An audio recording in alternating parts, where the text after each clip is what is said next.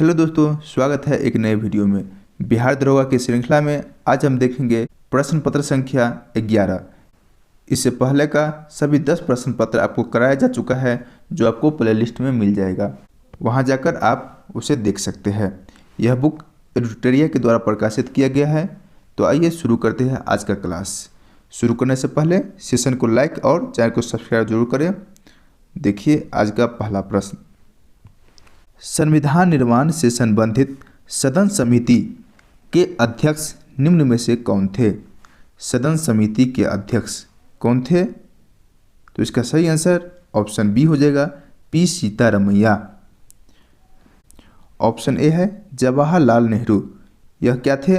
यह संघीय संविधान समिति के अध्यक्ष थे और संघ शक्ति समिति का भी अध्यक्ष जवाहरलाल नेहरू थे।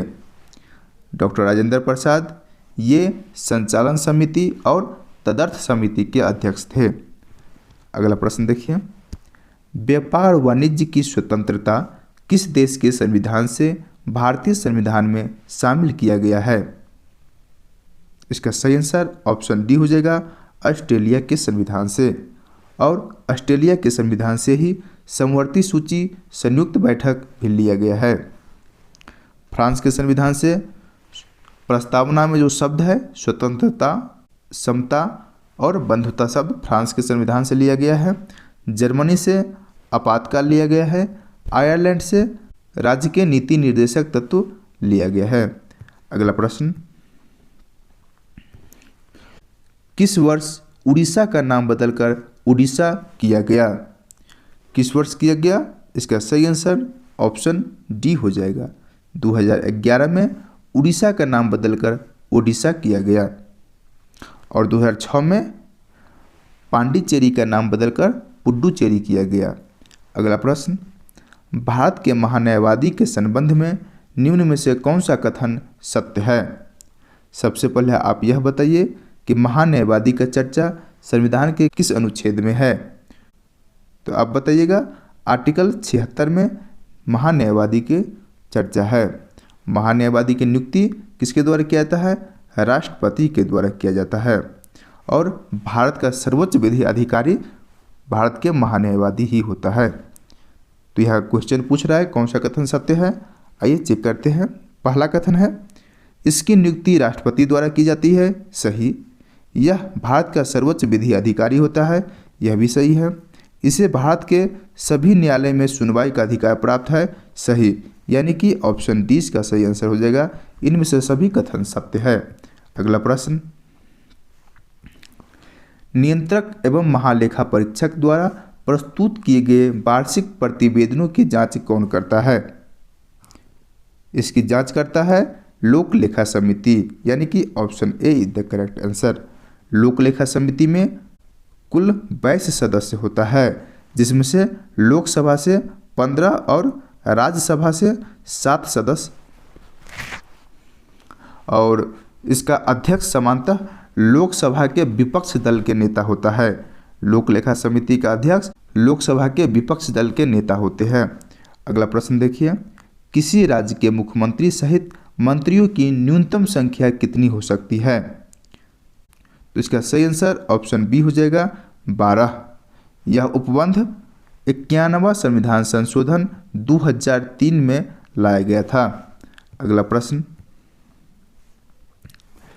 अंतर्राज्यीय नदी जल विवाद का उल्लेख किस अनुच्छेद में वर्णित है? अंतर्राज्यीय नदी जल विवाद, इसका सही आंसर ऑप्शन सी हो जाएगा, अनुच्छेद 262। अनुच्छेद 262 में अंतर्राज्यीय नदी जल विवाद का उल्लेख किया गया है। अगला प्रश्न देखिए। निगम कर तथा सीमा कर किस सूची के अंतर्गत आता है? यह दोनों संघ सूची के अंतर्गत आता है। Option C is the correct answer. आप लोग यह बताइए संघ सूची में कितने विषय है? तो 100 विषय है। राज्य सूची में 61 विषय है और समवर्ती सूची में 52 विषय है, इसे याद रखिएगा। अगला प्रश्न। केंद्रीय वित्त आयोग में अध्यक्ष सहित सदस्य की कुल संख्या कितनी होती है? सबसे पहले आप यह बताइए कि वित्त आयोग की चर्चा संविधान के किस आर्टिकल में है? तो आर्टिकल 280 में वित्त आयोग की चर्चा किया गया है। वित्त आयोग का गठन प्रत्येक 5 वर्षों पर केंद्र और राज्य के मध्य करों के वितरण के लिए किया जाता है। तो वित्त आयोग में अध्यक्ष सहित सदस्यों की कुल संख्या कितना होता है? तो एक अध्यक्ष होता है और 4 अन्य सदस्य होता है, total 5। Option C is the correct answer. अगला प्रश्न,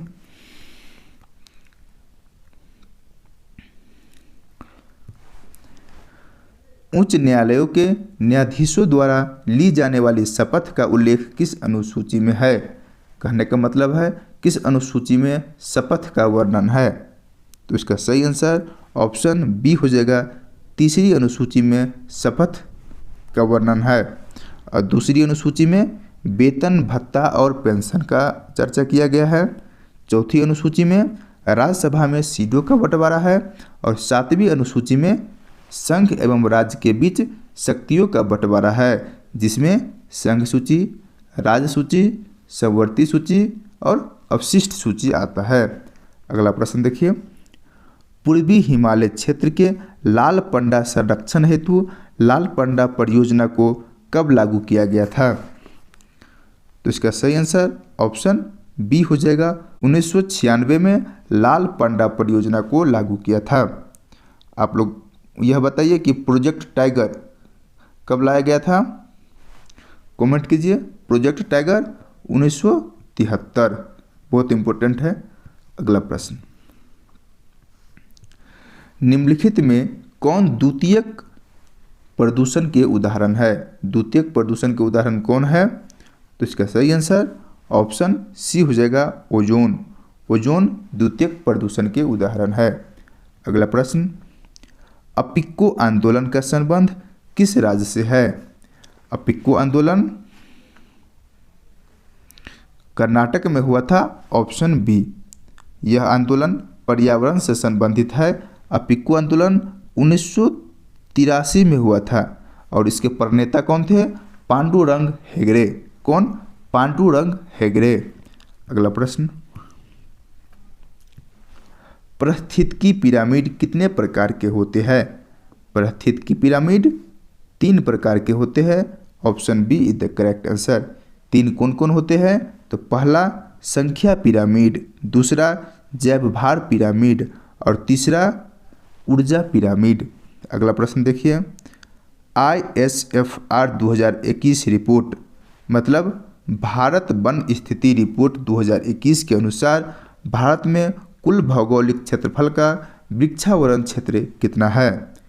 यदि प्रतिशत में पूछा जाए तो इसका सही आंसर हो जाएगा 24.62%, लेकिन यहाँ पूछ रहा है वर्ग किलोमीटर में, तो इसका सही आंसर ऑप्शन ए हो जाएगा 95,748 वर्ग किलोमीटर। अगला प्रश्न, ड्रोन के माध्यम से दवाइयाँ पहुँचाने के लिए भारत का पहला ड्रोन स्टेशन किस राज्य में स्थापित किया गया है? भारत का पहला ड्रोन स्टेशन, तो इसका सही आंसर ऑप्शन ए हो जाएगा मेघालय।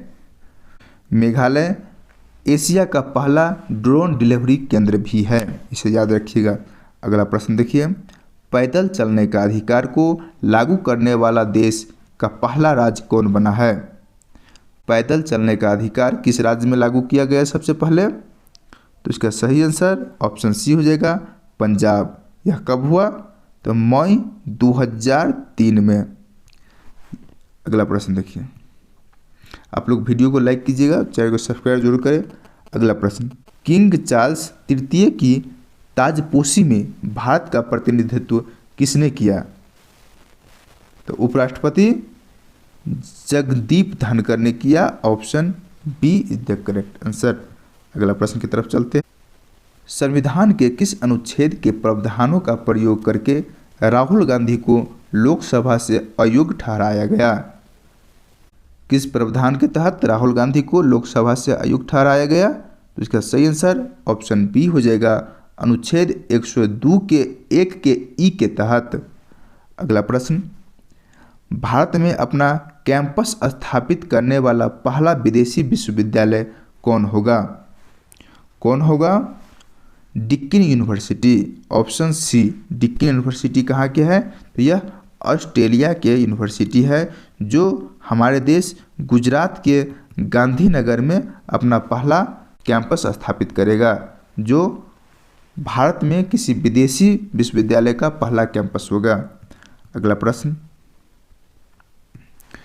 केंद्र सरकार ने स्कूल की पहली कक्षा में बच्चों के एडमिशन के लिए न्यूनतम उम्र कितनी तय करने का निर्देश राज्यों को दिया है? बच्चों को एडमिशन के लिए न्यूनतम उम्र कितना? 6 वर्ष होना चाहिए। ऑप्शन डी, यह निर्देश राष्ट्रीय शिक्षा नीति 2020 के तहत लागू किया गया है। अगला प्रश्न, चुनाव आयोग ने रिमोट वोटिंग मशीन का प्रोटोटाइप तैयार करवाया है। इसके जरिए किन लोगों को वोटिंग का अवसर देने की योजना है? तो इसका सही आंसर ऑप्शन सी हो जाएगा, अन्य राज्यों में प्रवास करने वाले वोटर। अगला प्रश्न, ट्विटर की नई सीईओ कौन है? ट्विटर की नई सीईओ कौन है? तो ऑप्शन ए, लिंडा कायारिनो। हाल ही में चर्चा में रहा कालेसर नेशनल पार्क किस राज्य में स्थित है? कौन सा नेशनल पार्क है? Kalesar national park. यह हरियाणा में स्थित है। Option D is the correct answer. अगला प्रश्न की तरफ चलिए। यहाँ सूची 1 को सूची 2 से सुमेलित करना है। विभिन्न घाटा और कुल अनुमानित रुपया। तो देखिए, राजकोषीय घाटा 17,86,816 करोड़ रुपया सही। राजस्व घाटा 8,69,855 करोड़ रुपया, यह भी सही है। प्रभावी राजस्व घाटा 4,99,867 करोड़ रुपया सही। प्राथमिक घाटा 7,06,845 करोड़ रुपया, यह भी सही है। मतलब सभी सुमेलित है। अगला प्रश्न देखिए, अमृतकाल कब? जब भारत 100 वर्ष पूरा किया आज़ादी का तक की यात्रा के दौरान निम्न में से कौन 4 मौके रूपांतरित हो सकते हैं? वह कौन है? हरित विकास, यह हो सकता है। समावेशी विकास, नहीं। महिलाओं के लिए आर्थिक सशक्तिकरण, यह भी हो सकता है। और संरचना एवं नहीं। पीएम विश्वकर्मा कौशल योजना, हाँ। पर्यटन, हाँ। मतलब 1, 3, 5, 6 किस ऑप्शन में है? तो option B is the correct answer. अगला प्रश्न देखिए, विश्व व्यापार के सेवा आयात में वर्ष 2022-23 में भारत का स्थान कितना रहा? भारत का स्थान 10वां रहा। Option D is the correct answer. अगला प्रश्न, भारत कब तक गैर जीवाश्म ईंधनों से 50% संचयी विद्युत ऊर्जा संस्थापित क्षमता हासिल करने का लक्ष्य रखा है? कब तक? 2030 तक। Option C. अगला प्रश्न देखिए, कौशल वर्धन हेतु डिजिटल तंत्र को और विस्तार करने के लिए स्किल इंडिया डिजिटल प्लेटफॉर्म को शुरुआत की गई, जिसका लक्ष्य क्या है? मांग आधारित औपचारिक कौशल वर्धन सक्षम करना, हाँ यह है। एमएसएमई सहित नियोक्ताओं के साथ जोड़ना, यह भी है। उद्यमिता योजनाओं की सुलभता सुगम करना, यह भी है। यानी कि ऑप्शन डी इसका सही आंसर हो जाएगा, इनमें से सभी। अगला प्रश्न देखिए, निम्नलिखित में से किस भारतीय कंपनी को नया ट्रांसपोर्ट विमान C-295 को बनाने की जिम्मेवारी मिला है? किसको नया विमान C-295 बनाने का जिम्मेवारी किसको दिया गया है? टाटा कंपनी को। Option A is the correct answer. अगला प्रश्न, हिमालयी क्षेत्र के अभियान के लिए किस संस्था ने UAV विकसित किया है, जो चीन और पाकिस्तान के हिमालय बॉर्डर में सामान ले जाने में मदद करेगा? इसका सही आंसर ऑप्शन ए हो जाएगा, DRDO। अगला प्रश्न, हाल ही में पंजाब के पूर्व मुख्यमंत्री प्रकाश सिंह बादल का निधन हो गया। उसे पद्म विभूषण से किस वर्ष सम्मानित किया गया था? प्रकाश सिंह बादल को पद्म विभूषण से कब सम्मानित किया गया था? तो इसका सही आंसर ऑप्शन बी हो जाएगा 2015 में। अगला प्रश्न, ग्लोबल स्टार्टअप इकोसिस्टम इंडेक्स 2023 में भारत का स्थान कौन सा है? भारत का स्थान 21वां है। Option C is the correct answer. अगला प्रश्न, अंतर्राष्ट्रीय मातृभाषा दिवस किस तिथि को मनाया जाता है? अंतर्राष्ट्रीय मातृभाषा दिवस 21 फरवरी को मनाया जाता है। Option A. अगला प्रश्न, आईफा अवार्ड्स 2023 का आयोजन कहाँ किया गया? आईफा अवार्ड्स 2023 का आयोजन आबू धाबी में किया गया। Option C. नेक्स्ट प्रश्न, 50वां G7 शिखर सम्मेलन 2024 का आयोजन कहाँ किया जाएगा? 50वां G7 शिखर सम्मेलन 2024 का आयोजन इटली में किया जाएगा। Option A. अगला प्रश्न, 23वां राष्ट्रमंडल खेल का आयोजन कहाँ किया जाएगा? 23वां राष्ट्रमंडल खेल का आयोजन ऑस्ट्रेलिया में किया जाएगा। Option B. अगला प्रश्न, नमस्ते योजना किस मंत्रालय द्वारा जारी किया गया? कौन सा योजना? नमस्ते योजना। यह योजना सामाजिक न्याय एवं अधिकारिता मंत्रालय और आवास एवं शहरी मामले मंत्रालय के द्वारा नमस्ते योजना शुरुआत किया गया, यानी कि ऑप्शन डी इसका सही आंसर हो जाएगा। अगला प्रश्न, निम्नलिखित में से किस राज्य सरकार द्वारा प्रत्येक परिवार का डाटाबेस तैयार करने तथा सरकारी योजनाओं का लाभ दिलाने के लिए फैमिली आईडी पोर्टल लॉन्च किया है?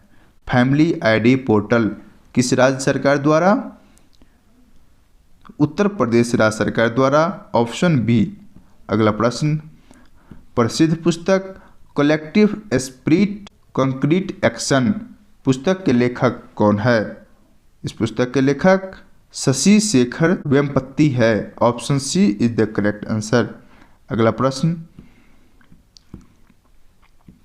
छोटे पैमाने के उद्योगों के विकास के लिए सुझाव हेतु किस समिति का गठन किया गया?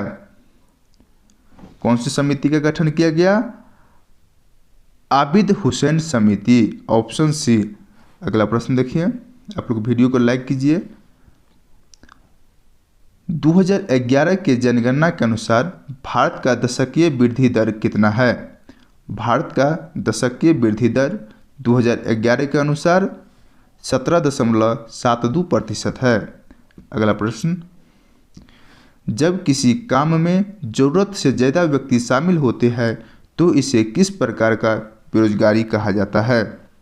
किसी काम में ज़रूरत से ज़्यादा व्यक्ति शामिल होने पर इसे हम प्रच्छन्न बेरोजगारी कहते हैं। Option A. अगला प्रश्न की तरफ चलते हैं। आप लोग वीडियो को लाइक कीजिए और चैनल को सब्सक्राइब जरूर करें। 44 नंबर प्रश्न है, अटल पेंशन योजना के अंतर्गत किस उम्र तक के व्यक्ति को शामिल किया गया है? कौन सी पेंशन योजना है? अटल पेंशन योजना। तो इसका सही आंसर ऑप्शन ए हो जाएगा। 18 से 40 वर्ष के लोग को अटल पेंशन योजना के अंतर्गत शामिल किया गया है। नेक्स्ट प्रश्न, एशिया का पहला निर्यात संस्करण क्षेत्र कहाँ स्थापित किया गया था?